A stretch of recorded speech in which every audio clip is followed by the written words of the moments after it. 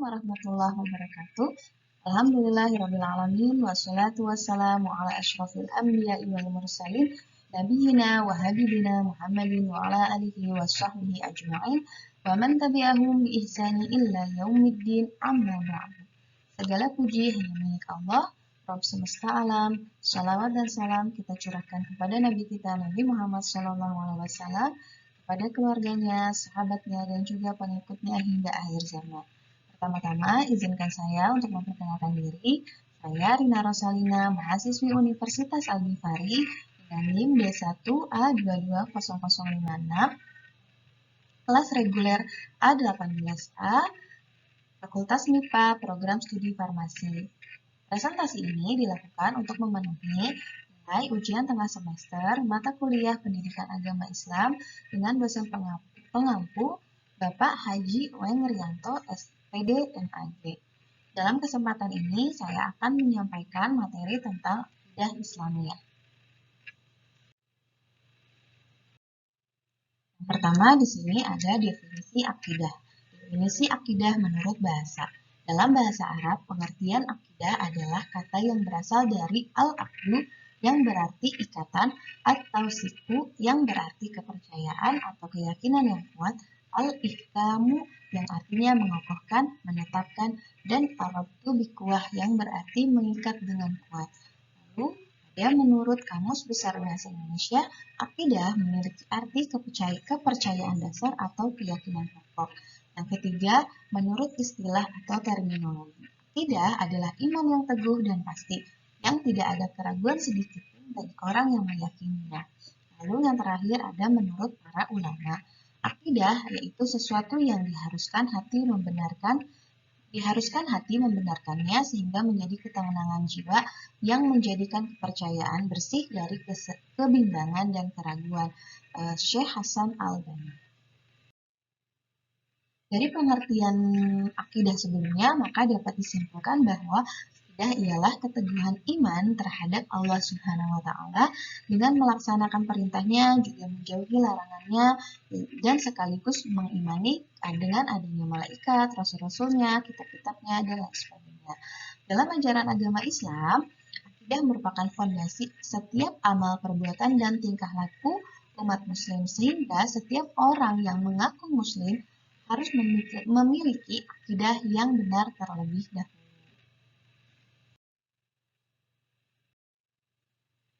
Di sini ada akidah Islamiyah. Maka akidah Islamiyah bisa diartikan sebagai pokok-pokok kepercayaan yang harus diyakini kebenarannya oleh setiap orang yang beragama Islam.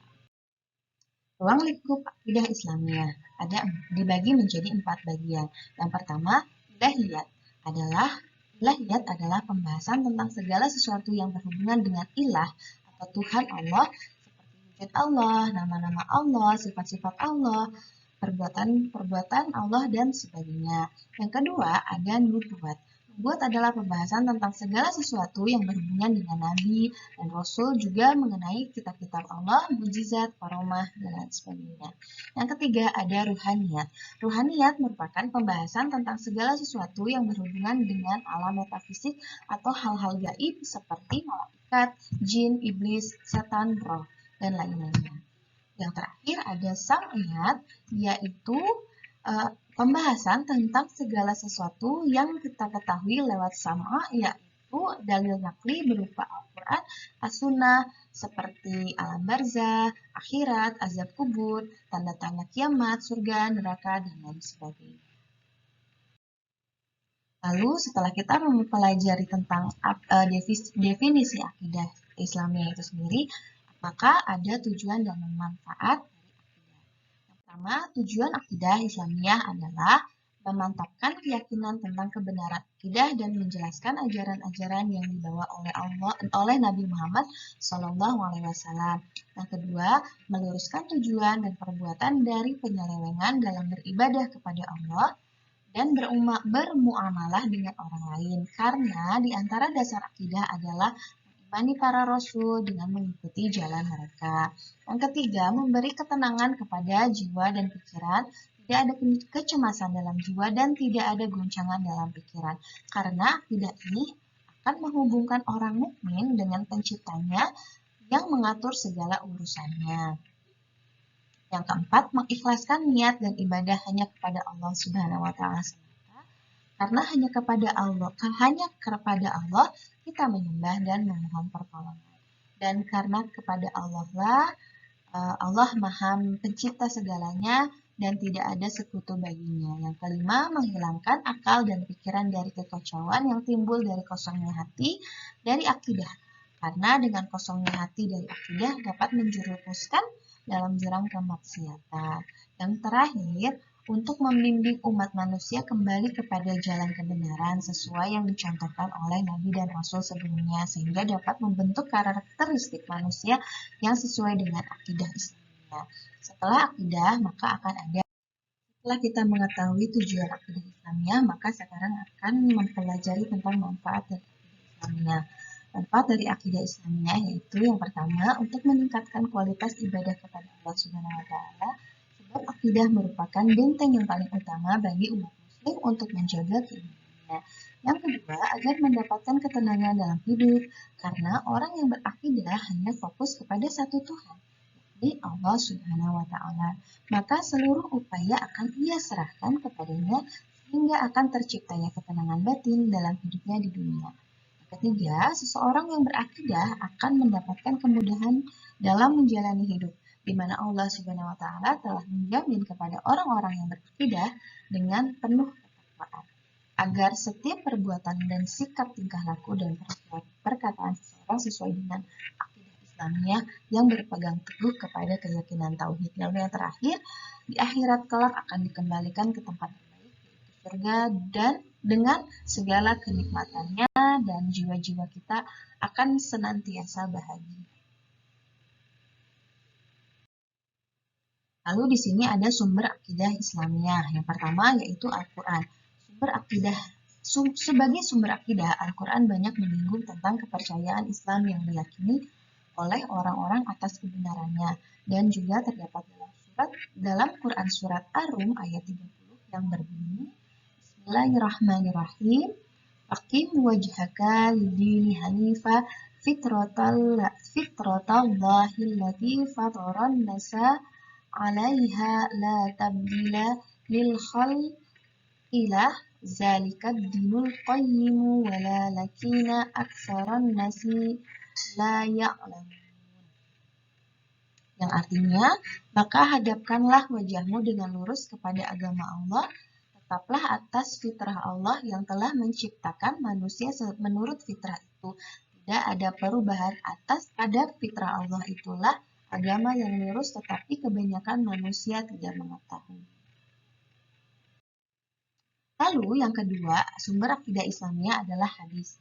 Adapun hadis yang menetapkan kebenaran tentang keyakinan akidah Islam diantaranya diterangkan oleh Anas bin Malik. Ia berkata bahwa Nabi Muhammad SAW bersabda, ada 3 hal yang barang siapa memilikinya di dalam dirinya, maka ia akan menemukan manisnya iman, yaitu Allah dan Rasulnya lebih ia cintai daripada selain keduanya.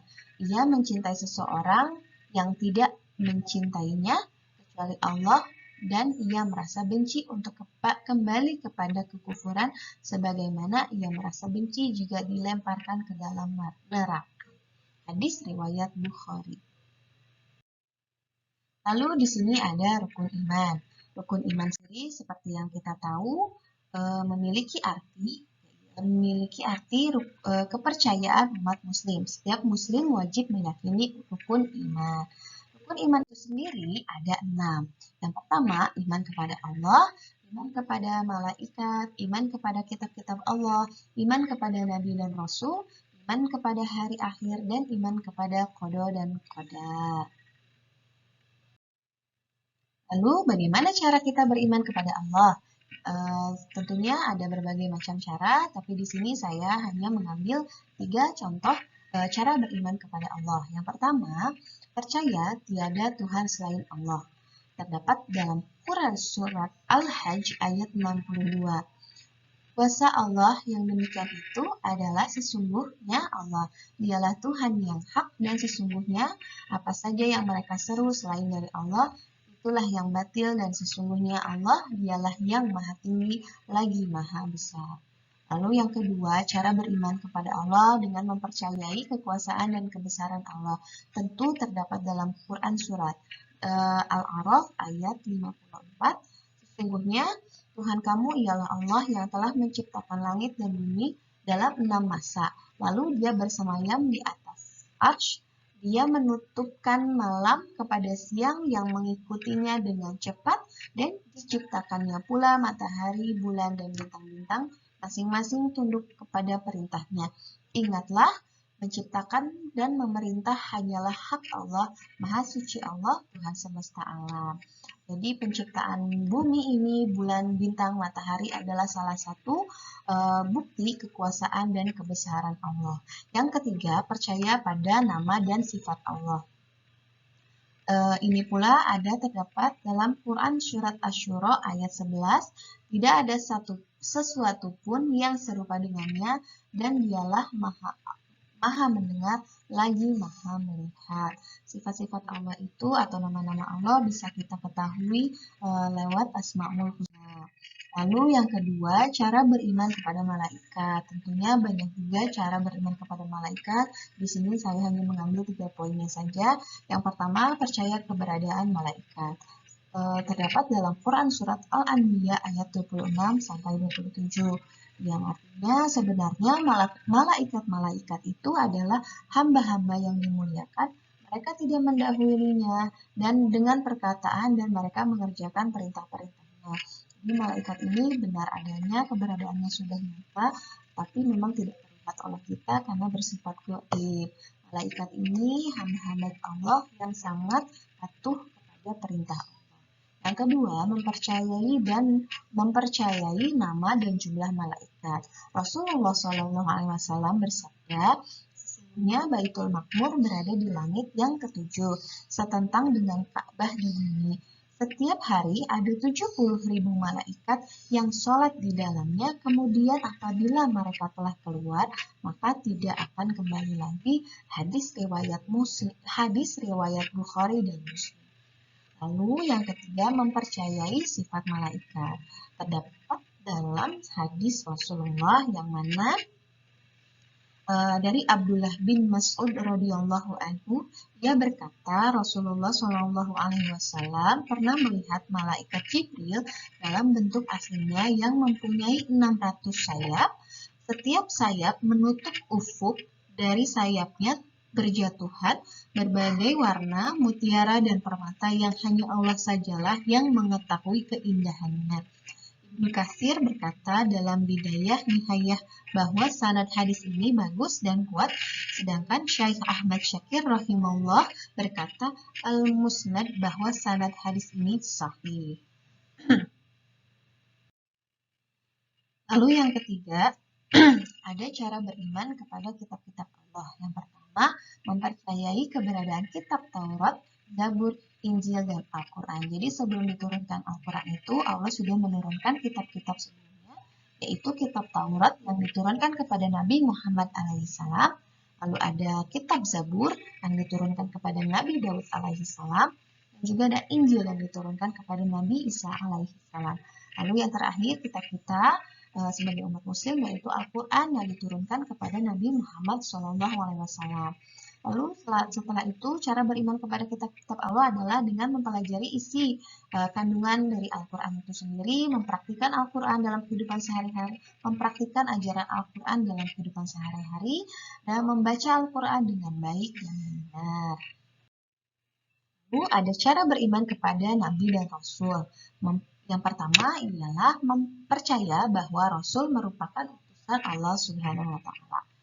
Dalam Quran surat An-Nisa ayat 156 diberitahukan bahwa rasul-rasul itu adalah sebagai pembawa berita gembira dan pemberi peringatan agar tidak ada alasan bagi manusia untuk membantah Allah setelah rasul-rasul itu diutus. Allah Maha Perkasa, Maha Bijaksana. Lalu yang kedua, meyakini ajaran yang dibawa oleh Rasul.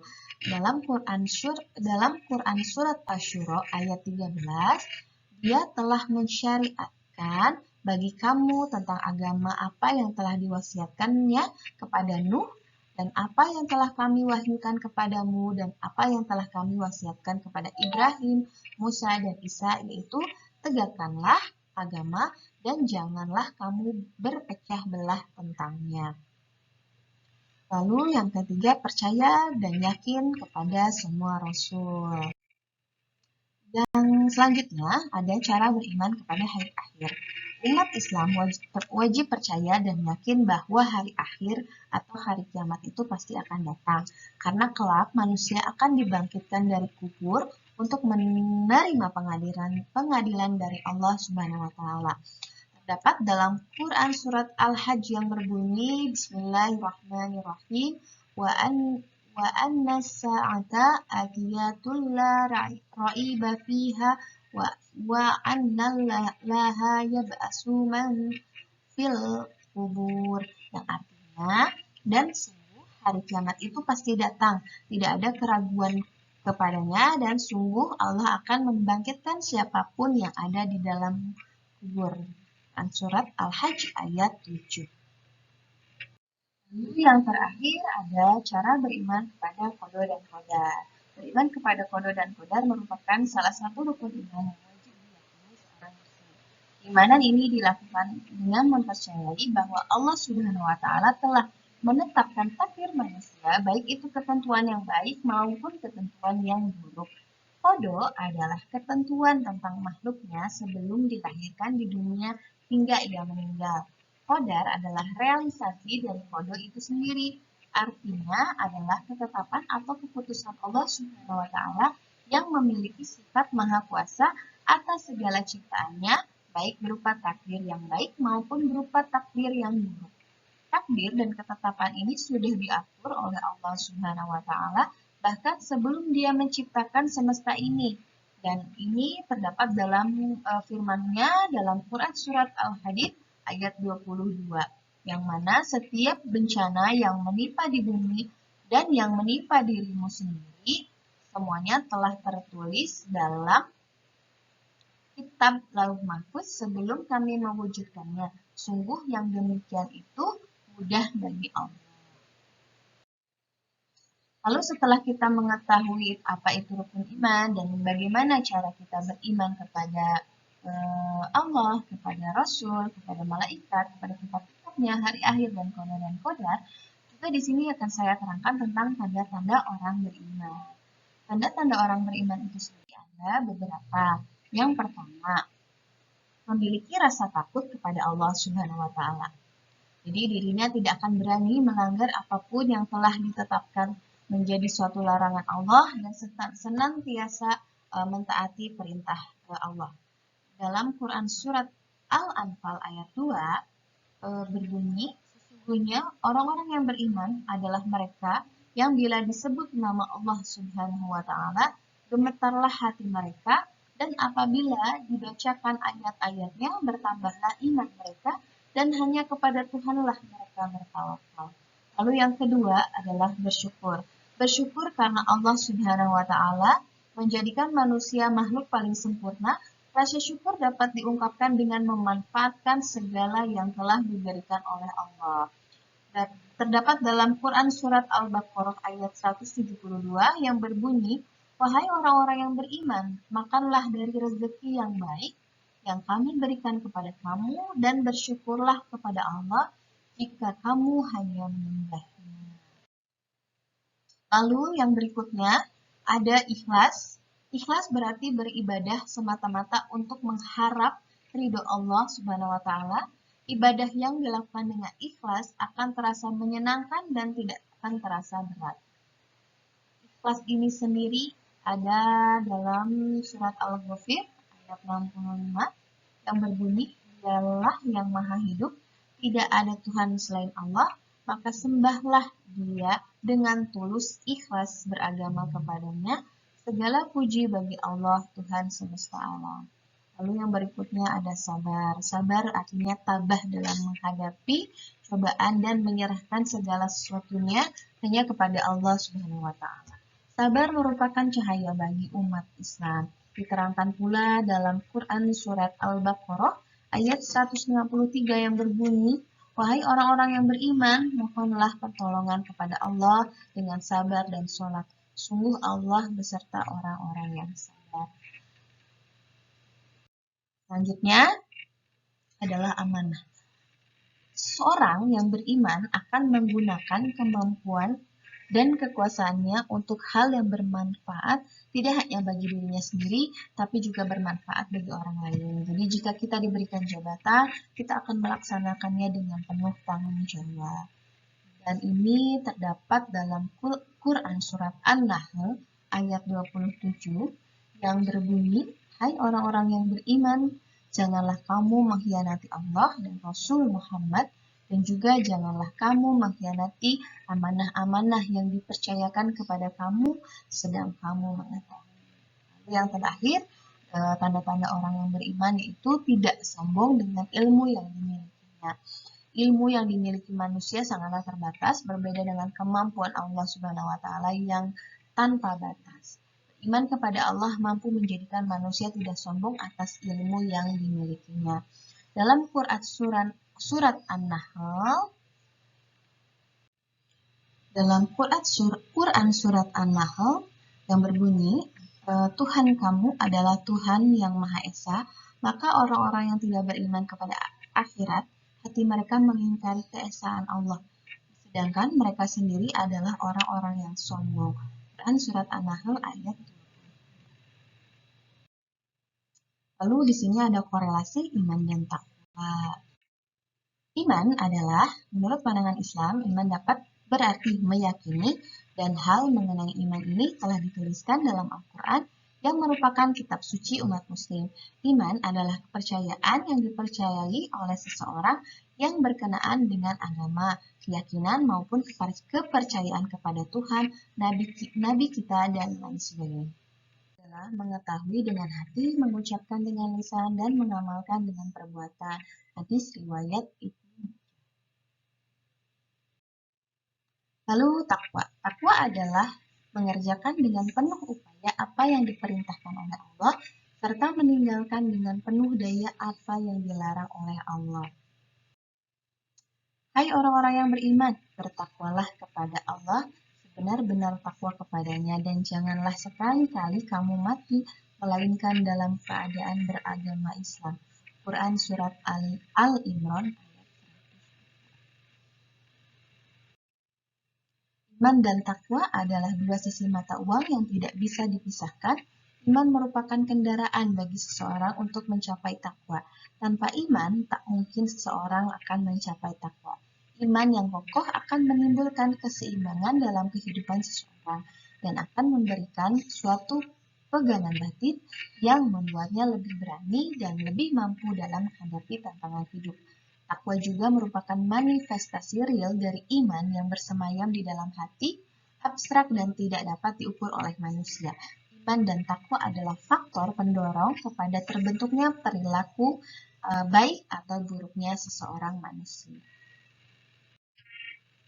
Ciri-ciri orang bertakwa. Di sini ada beberapa ciri-ciri orang bertakwa.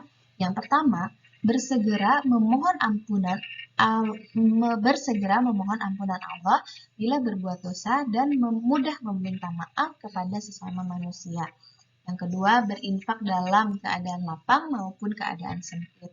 Yang selanjutnya, mampu menahan amarah, mudah memaafkan kesalahan orang lain, senantiasa melakukan kebaikan, selalu menepati janji, bersabar ketika menerima cobaan, tidak sombong, selalu ingat akan Allah dengan cara berzikir, selalu berhati-hati dalam melakukan tindakan karena takut terkena azab Allah, karena sesungguhnya Allah Maha mengetahui, Maha melihat, dan Maha mendengar. Lalu penerapan iman dan takwa dalam kehidupan sehari-hari. Yang pertama, dengan cara memperbanyak membaca Al-Quran. Yang kedua, merasakan keagungan Allah seperti yang digambarkan Al-Quran dan As-Sunnah. Memperdalam ilmu tentang agama Islam. Memperbanyak amal soleh, memperbanyak zikir dan sholawat, selalu mengingat akan kematian, memperbanyak munajat kepada Allah dan pasrah kepadanya, bersikap tawadu, lalu berdoa agar diberi ketetapan iman. Alhamdulillah, sekian presentasi dari saya. Tentunya banyak sekali kekurangannya, saya memohonkan maaf. Terima kasih atas perhatiannya. Wassalamualaikum warahmatullahi wabarakatuh.